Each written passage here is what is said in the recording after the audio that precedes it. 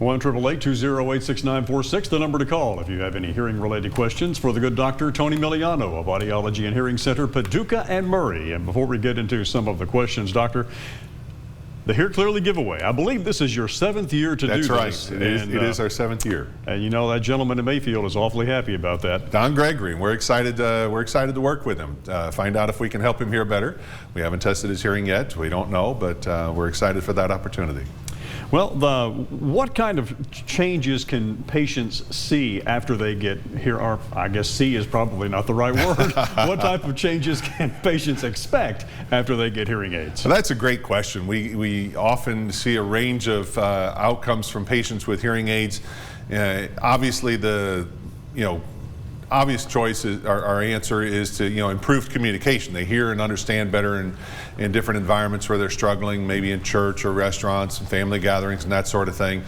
But the secondary effects, such as a person with untreated hearing loss can often develop some social anxieties about going out into different environments because they're not able to hear and communicate effectively. We've even seen research that links hearing loss with some dementia and cognitive decline, and that came out of Duke University. So there's a very strong relationship with untreated hearing loss and cognitive decline. So it's very important for many reasons to improve your hearing, and just being able to communicate with your family is just one of them. Jennifer wants to know if there's anything that can be done to prevent hearing loss, as she's noticing that her parents are becoming a little bit more hard of hearing, and she wants to know, is there anything that they can do to prevent that? That's a great question as well. About the only thing that you're going to be able to do to prevent hearing loss is consistently wear hearing protection when you're around loud sounds. Now, there are many things that can cause hearing loss, such as it can be hereditary, it can be from certain diseases, it can be from infections, growths, tumors, anything like that. Hearing loss because of noise exposure is just one cause.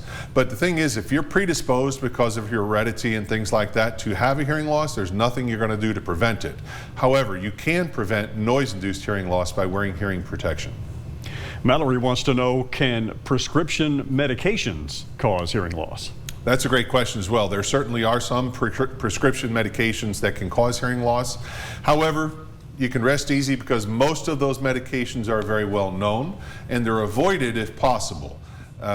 Most of the time it's a situation where you're taking a medication and the outcome of having a hearing loss is the lesser of two evils, maybe some of the high-powered chemotherapy medications and things like that.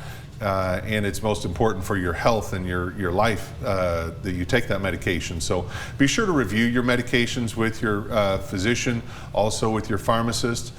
More often than hearing loss being associated with medication, tinnitus, so the noise in the ears, is associated with medications. So be sure to review those with your pharmacist and your family physician as well.